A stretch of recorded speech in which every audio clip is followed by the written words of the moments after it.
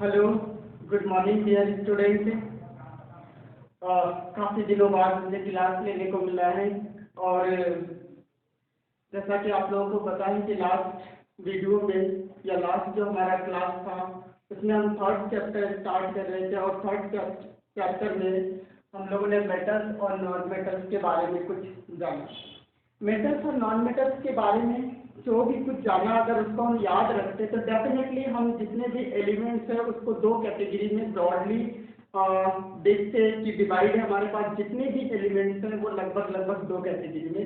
एक हमने उपधातु के बारे में डिस्कशन किया था और वो उपधातु में मैंने बताया था, उसको आगे हम डिस्कशन करेंगे। उसमें ये चीज़ पढ़ा था कि इसमें मेटल्स और नॉन मेटल्स दोनों के गुण पाए जाते हैं, यानी the elements which has both quality of metals and non-metals या both properties of metals और non-metals, यानी ऐसे एलिमेंट ऐसे तत्व जिसमें धातु और अधातु दोनों के गुण पाए जाते हैं उसे उपधातु बोलते हैं। ठीक है, आइए मेटल्स के बारे में या धातु के बारे में जो चीज़ भी हम लोगों ने कहा था उसमें कुछ पॉइंट्स हमारे पास थे कि मेटल शाइनिंग होता है, जिसे आपने लस्ट्रस के नाम से जाना था। ओके, दूसरी कंडीशन जो आपके मेटल कंडक्टर्स होते हैं, चालक होते हैं, ऊष्मा और विद्युत के चालक होते हैं। और भी इसमें कंडीशंस आपने पढ़ा था कि ये इसमें मैलिबिलिटी होता है, डक्टिलिटी होता है। मैलिबिलिटी आघात वर्धनीयता होता है, डक्टिलिटी जिसका आप तार बना सकते हैं, मेटल्स को पतले तार में कन्वर्ट कर सकते हैं। इस तरीके से इस पर सोलह से कंडीशन पढ़ा था कि मेटल्स में ये चीज पाए जाते हैं। ओके, आइए आज हम एक कॉन्सेप्ट लास्ट में हमने ये कहा था कि ये तो हमारा फिजिकल अपीयरेंस हुआ जिसको देख करके हम मेटल्स को बता सकते कि हाँ ये धातु हमारा हो सकता है। लेकिन सोचिए कि हम लोग कैसे इसको राइट करेंगे, कैसे मेटल्स को अगर इक्वेशंस में दिखाना होगा तो कैसे दिखाएंगे। तो हमारे पास आता है इलेक्ट्रॉनिक कॉन्सेप्ट। इलेक्ट्रॉनिक कॉन्सेप्ट मतलब इलेक्ट्रॉनिक अवधारणा आता है कि how will you distinguish between metals and non metals bye electronic concept, यानी इलेक्ट्रॉनिक अवधारणा दे करके हम धातु और अधातु को अलग अलग कैसे जानेंगे। तो हम देखते हैं कि मेटल्स अगर यहाँ सबसे पहले जो फिजिकल अपीयरेंस हुआ या फिजिकल प्रॉपर्टी उसका हो गया था, अब आते हैं यहाँ पे एक कंडीशन देते हैं मेटल्स और नॉन मेटल्स के इलेक्ट्रॉनिक कॉन्सेप्ट, यानी हम यहाँ पे देखते हैं electronic concept of metals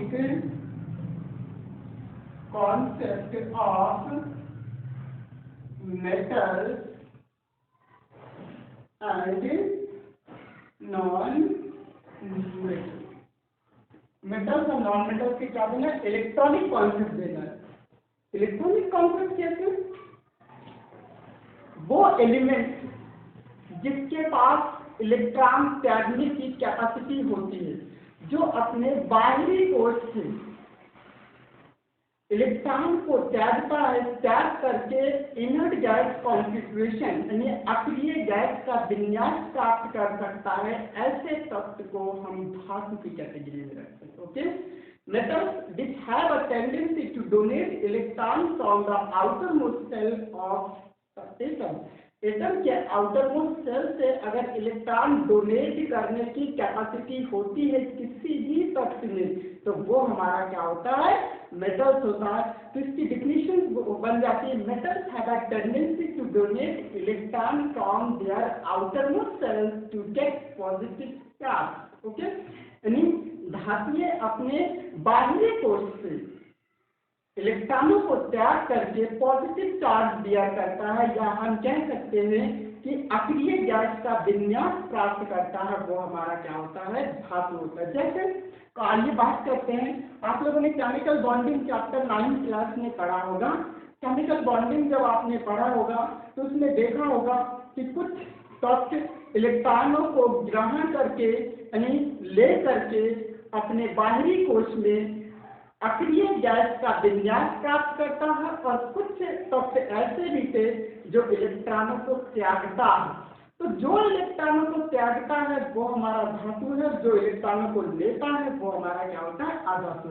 electron लेने और देने की बात क्यों आती है, इलेक्ट्रॉन त्यागने की बात क्यों आती है, और इलेक्ट्रॉन लेने की बात क्यों आती है, तो हमेशा ये जान लीजिए जब आपने केमिकल बॉन्डिंग पढ़ा होगा तो एक चीज जरूर पढ़ा होगा कि जितने भी एलिमेंट्स होते हैं उसमें सभी एलिमेंट्स अक्रिय गैस का विन्यास प्राप्त करना चाहता है, चाहे इलेक्ट्रॉनों को दे करके चाहे इलेक्ट्रॉनों को ले करके।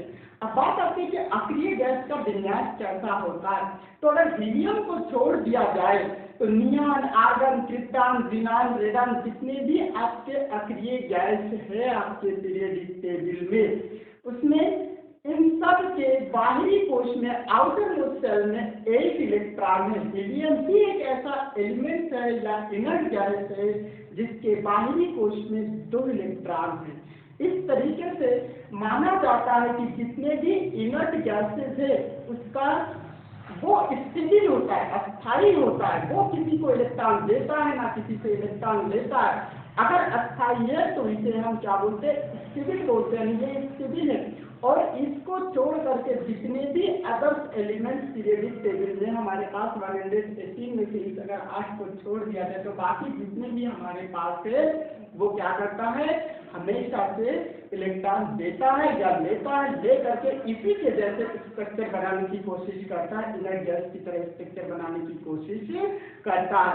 और इसी को ध्यान में रखते हुए जब इलेक्ट्रॉनिक कॉन्फ़िगरेशन किया गया तो पाया गया कि जो हमारे पास धातुएं होते हैं वो हमेशा अपने बाहरी कोश से 1, 2 या 3 इलेक्ट्रॉन त्यागता है और त्याग करके अक्रिय गैस का विन्यास प्राप्त करता है। ओके, आइए जानते हैं कि वो कौन से एलिमेंट है। जरा देखते हैं कि 1, 2, 3 एलिमेंट कौन से हैं जो इस तरह क्या करता है।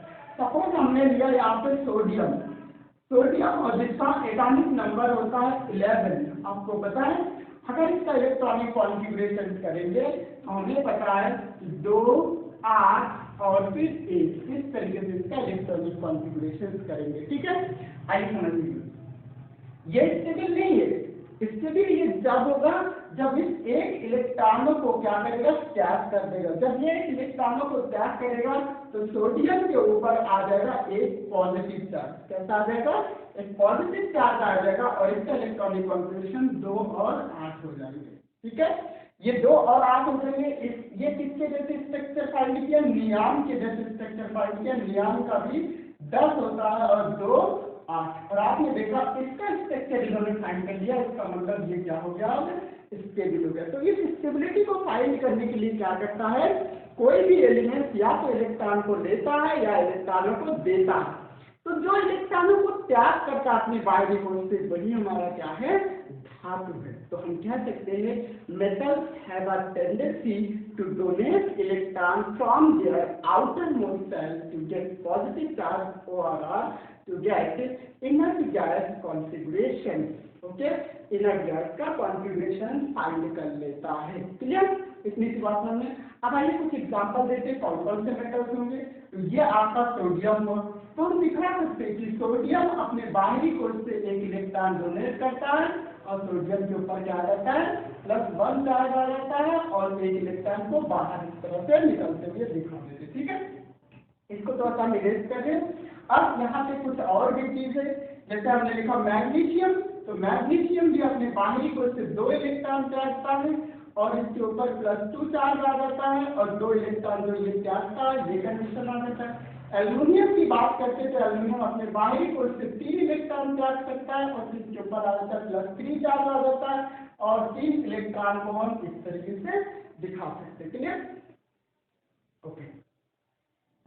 तो ये जितने भी चीज आपने लिखा, सोडियम, मैग्नीशियम, एल्यूमिनियम, ये सब आपके पास क्या है, मेटल है। ये सब आपके पास क्या है, मेटल। अब ये कंडीशन आपने लिखने तो समझ में आएगा। मैग्नीशियम के केस में कैसा होगा, ये चीज दिखाते हैं। तो मैग्नीशियम का एटॉमिक नंबर 12 होता है, इलेक्ट्रॉनिक कॉन्फ़िगरेशन 2, 8 and 2 इस तरीके से होता है। अब मैंने कहा कि जो एलिमेंट्स होते हैं, जो मेटल्स होते हैं, वो अपने बाहरी कोश से 1, 2 या 3 इलेक्ट्रॉन त्याग सकता है और त्यागता है। ओके, इसलिए अस्थायित्व होने के लिए यानी स्टेबिलिटी फाइंड करने के लिए, और ये जब अपने बाहरी कोश से 2 इलेक्ट्रॉन त्यागेगा तो इसका इलेक्ट्रॉनिक कॉन्फ़िगरेशन 2 और 8 हो जाएगा, 2 इलेक्ट्रॉन, और इसके ऊपर कितना आ जाएगा, +2 चार्ज आ जाएगा। ठीक, अब इस कंडीशन में ये क्या होगा, स्टेबल होगा। Clear, okay. एल्युमिनियम की बात करते हैं तो एल्युमिनियम का जो होता है वो आपके पास 13 होता है एटॉमिक नंबर, और इसका 2, 8 और 3 होता है। ठीक, 2, 8 एंड 3 होता है। तो ये भी अपने बाहरी कोश से क्या करेगा, 3 इलेक्ट्रॉन को त्यागेगा और 2, 8 इसका स्ट्रक्चर बन जाएगा। ठीक, ये इसका कॉन्फ़िगरेशन बन जाएगा। अब ये स्टेबल है, तो आपने देखा कि एल्युमिनियम जब 3 इलेक्ट्रॉन को त्यागता है इसके ऊपर +3 चार्ज आता है। मैग्नीशियम जब 2 इलेक्ट्रॉन को त्यागता है 2 चार्ज इसके ऊपर आ गया। सोडियम 1 इलेक्ट्रॉन त्याग करके अपना इनर्ट गैस कॉन्फ़िगरेशन पूरा करता है। तो ये हुआ क्या फिर मेटल। तो कोई भी एलिमेंट इस तरीके से जब आप उसका एटॉमिक नंबर याद रखेंगे और इलेक्ट्रॉनिक कॉन्फ़िगरेशन जो आपने 9th क्लास में पढ़ा था, अगर उस चीज को एक बार रिमाइंड करेंगे और इस तरीके से आप देखेंगे तो डेफिनेटली आपको समझ में आ जाएगा कि कौन सा तत्व हमारा धातु है और कौन सा तत्व हमारा अधातु। क्लियर। अब बात करते हैं इसी की जगह पे अधातु के बारे में डिस्कशन करते हैं। अधातु क्या होता है? तो अधातु जो कंडीशन आपने यहाँ पे अप्लाई किया इसका जस्ट रिवर्स कर दिए, उल्टा कर दीजिए। हम कह सकते हैं non metals have a tendency to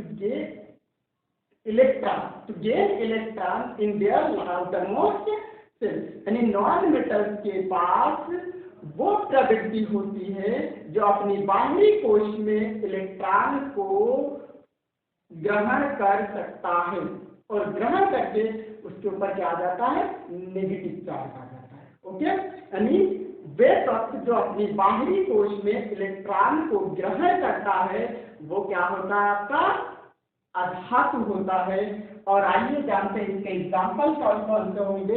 तो इसके एग्जाम्पल हमारे पास, मैंने कहा कि हमारे पास 22 नॉन मेटल्स है, और 22 नॉन मेटल्स मतलब अधातु 22 है, जिसमें से आपके 10 सॉलिड स्टेट में है और 11 आपके गैसियस स्टेट में है और एक आपके किसमें है, लिक्विड स्टेट में।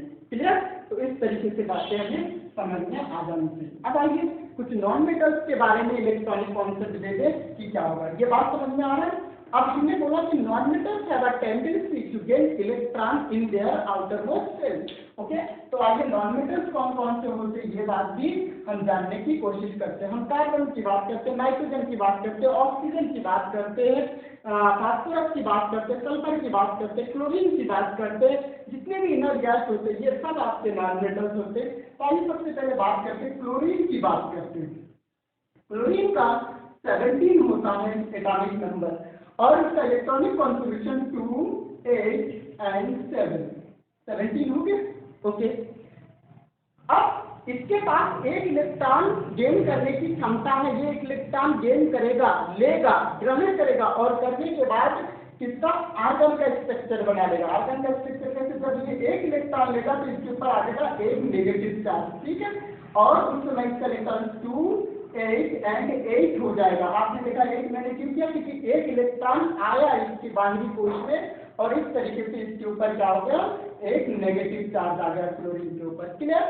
अब ये किसका, ऑर्गन का स्ट्रक्चर फाइंड के लिए, ऑर्गन का एटॉमिक नंबर भी 18 होता है, 2, 8 एंड 8 तरीके से स्ट्रक्चर कर लिया। ये भी आपका क्या हो गया, स्टेबल हो गया। ठीक। ऑक्सीजन की बात करते हैं तो ऑक्सीजन का आपके पास कितना होता है, ऑक्सीजन का आपके पास 8 होता है, 2 और 6।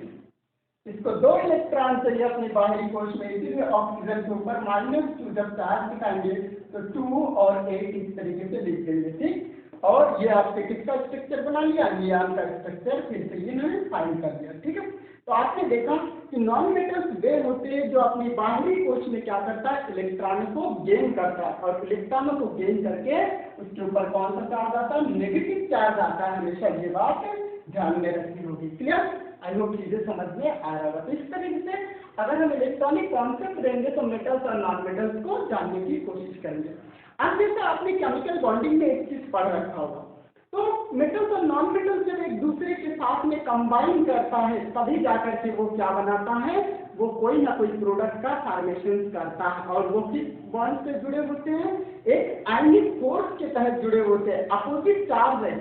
अगर मान लेते हैं कि यहाँ पे मैग्नीशियम और ऑक्सीजन के साथ में अगर मान लेते हैं कि बॉन्ड बनना या मैग्नीशियम ऑक्साइड बनता आपका, तो मैग्नीशियम अपने बाहरी कोश से 2 इलेक्ट्रॉनों को त्याग कर वही 2 इलेक्ट्रॉन आपके ऑक्सीजन लेकर के ये कंडीशन फाइंड करता, और जब ये कंडीशन फाइंड करता तो ये दोनों आपस में मिलकर के क्या बना देता, MgO मैग्नीशियम ऑक्साइड एक कंपाउंड का फॉर्मेशन कर देता। चीजें समझ में आ रहा है? ठीक है। और ये किस तरीके से जुड़े हुए एक दूसरे से, वैद्युत आकर्षण बल जिसे बोलते हैं इलेक्ट्रोस्टैटिक फोर्स के तहत एक दूसरे के साथ में जुड़ा होता है। किससे जुड़ा होता है? इलेक्ट्रोस्टैटिक फोर्स के तहत, फोर्स ऑफ अट्रैक्शन। ओके, इसे बोलते हैं वैद्युत आकर्षण बल। क्या बोलते हैं?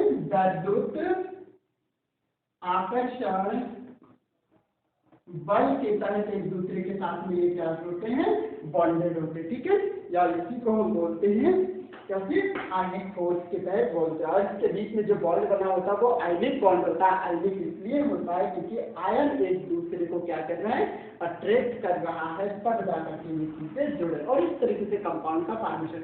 तो आपको समझ में आ गया होगा कि यहाँ पे 2 चीज आपको दिख रहा है, 2 एलिमेंट, मैग्नीशियम दिख रहा है, ऑक्सीजन दिख रहा है। तो ये जो मैग्नीशियम है ये हमारा क्या है, मेटल है, और ये क्या है आपके पास नॉन मेटल से। वो बात आपने कब जाना, अगर 9th क्लास में आपने ढंग से पढ़ा होगा केमिकल बॉन्डिंग, तभी जाकर के ये चीजें समझ में आ रहा होगा।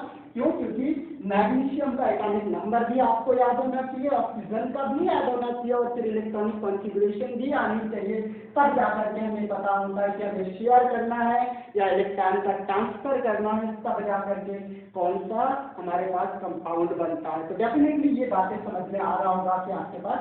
तो अगर हम इलेक्ट्रॉनिक कॉन्सेप्ट देखें मेटल्स की, तो सिर्फ इतनी सी बात आपको यहाँ पे हम बताना चाहेंगे कि जो धातुएं होते हैं उसके पास इलेक्ट्रॉन डोनेट करने की, यानी इलेक्ट्रॉन त्यागने की प्रवृत्ति होती है, जबकि अधातु के पास इलेक्ट्रॉन को ग्रहण करने की प्रवृत्ति होती है। बस यही 2 डिफिनेशन आपको इसमें देना। इतना सा बताने के लिए हमें ये सारी चीजें करना पड़ा, तो आपको समझ में आ गया होगा।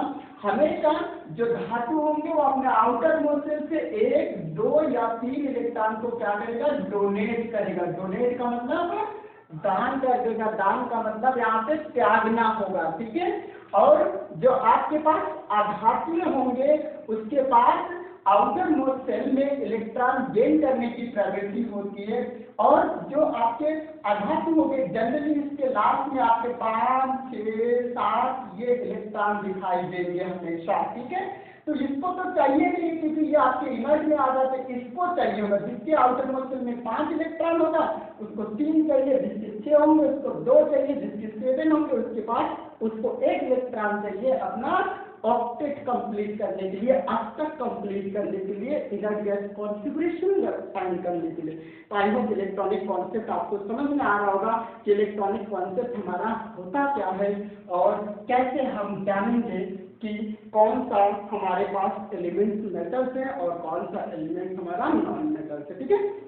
एक होता है फिजिकल अपीयरेंस, भौतिक दृश्य, जिसे हम देख करके जानना चाह रहे होते कि ये मेटल है या नॉन मेटल है, जिसको हमने लास्ट वीडियो में डिस्कशन किया उसमें कौन कौन सी कंडीशंस होनी चाहिए ये जानने की कोशिश किया। और इस वीडियो में हमने इलेक्ट्रॉनिक कॉन्सेप्ट लेके आया, और इस इलेक्ट्रॉनिक कॉन्सेप्ट से हम ये जानने की कोशिश करेंगे कि अगर कहीं कोई कंपाउंड लिखा है तो क्या हम इसे पहचान पा रहे हैं कि ये धातु है या अधातु है। और पहचानना मस्ट है, इसलिए मस्ट है, इसलिए जरूरी है क्योंकि हम लोग धातु और अधातु के बारे में पढ़ रहे हैं, तो उसके हर एक पहलू को देखने की कोशिश करेंगे और जानने की कोशिश करेंगे कि कितने तरीके हैं जिससे हम आइडेंटिफाई कर सकते हैं, परिचित हो सकते हैं धातु।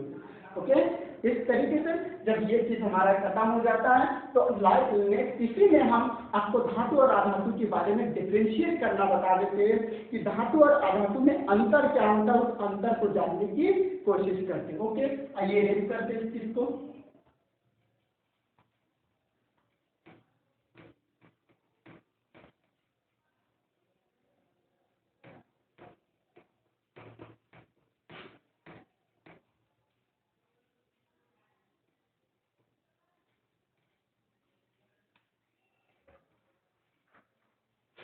ओके, अब हम यहाँ पे पढ़ेंगे धातु और अधातु में अंतर। धातु और अधातु में अंतर यानी difference between metals and non metals. Difference between metals and non-metals।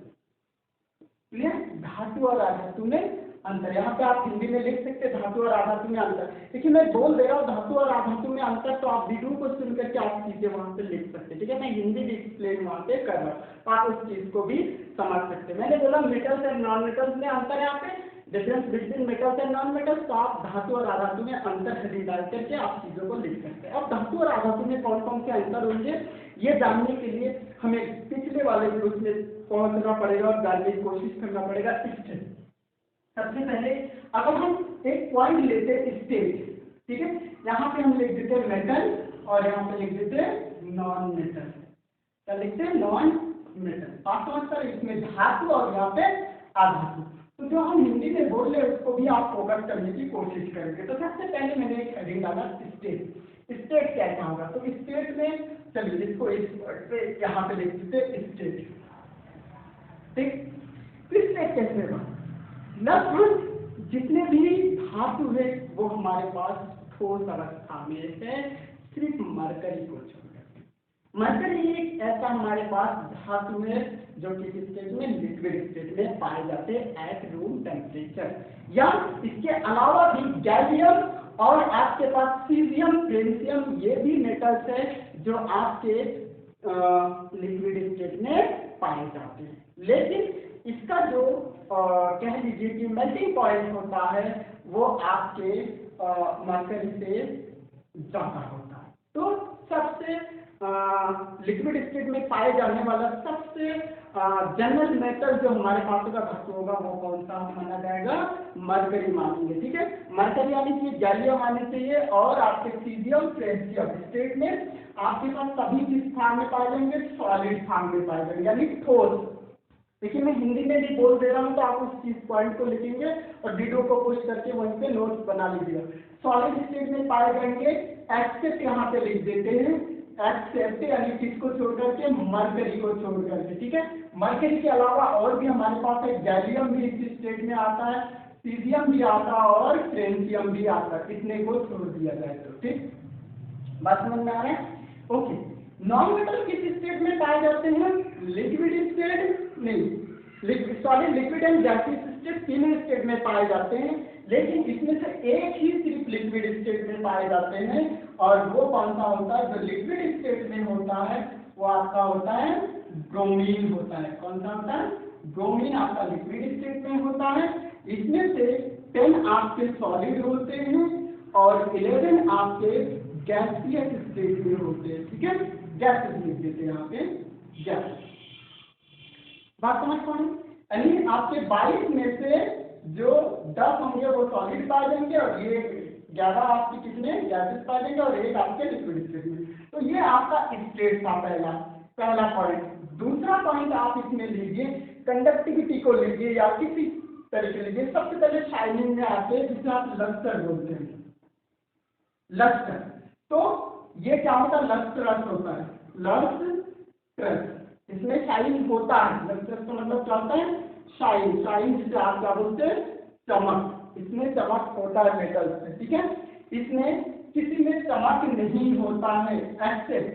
Okay, तो आप लिख सकते हैं non metals do not have lustrous, यानी आप कह सकते हैं आयोडीन और इसमें लिख सकते हैं आयोडीन और ग्रेफाइट। यहाँ पे हम ग्रेफाइट लिखेंगे क्योंकि ये कार्बन के एक इलेक्ट्रॉन है। ओके, तो आयोडीन और ग्रेफाइट को छोड़ करके बाकी सब में चमक नहीं होती है।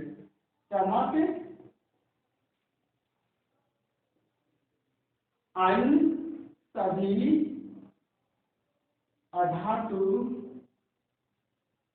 में चमक नहीं होती है। तो हम लिख सकते हैं except iodine and graphite other non metals do not have lustrous. Other जो नॉन मेटल्स होते हैं उसमें लस्ट्रस नहीं पाया जाता है। जब ये बात आ जाती है तो नेक्स्ट पार्ट हमारे पास आता है सोनोरस। Sonorous sonorous. सोनोरस का मतलब क्या होता है? मैंने बोला था कि धातु में एक गुण होता है, एक क्वालिटी होती है, उसको अगर पीटा जाए तो उसमें से आवाज निकलता है, विशेष प्रकार के आवाज निकलते हैं जो नॉन मेटल्स में नहीं पाया जाता है। इसमें प्रेजेंट होता है और इसमें एब्सेंट होता है। ओके, इसी से समझ जाएंगे कि इसमें सोनोरस होता है, इसमें सोनोरस नहीं होता है, ये बात समझनी चाहिए। Fourth, conductivity. कंडक्टिविटी, कंडक्टिविटी का मतलब क्या होता है? चालकता। ऊष्मा और विद्युत के चालकता की बात करेंगे तो ये आपके कंडक्टर होते हैं। Conduct heat and electricity, heat and electricity. Okay, या आप लिख सकते हैं यहाँ पे good conductor of heat and electricity. Okay, यहाँ पे एक वर्ड लिख देते हैं, good conductor of heat and electricity. और ये क्या लिखेंगे? Bad conductor, bad conductor of heat and electricity. यानी विद्युत और ऊष्मा के ये कुचालक होते हैं और विद्युत और ऊष्मा के ये सुचालक होते हैं। Okay, next, fifth is malleability. Malleability, okay, यहाँ पे एक चीज लिख दीजिए, एक्सेप्ट। Except graphite. ग्रेफाइट ही एक ऐसा आपके पास नॉन मेटल है जिसमें कंडक्टिविटी होता है, जो विद्युत का चालक होता है। ओके, लेकिन बाकी और आपके जो नॉन मेटल्स हैं वो विद्युत के चालक नहीं होते हैं।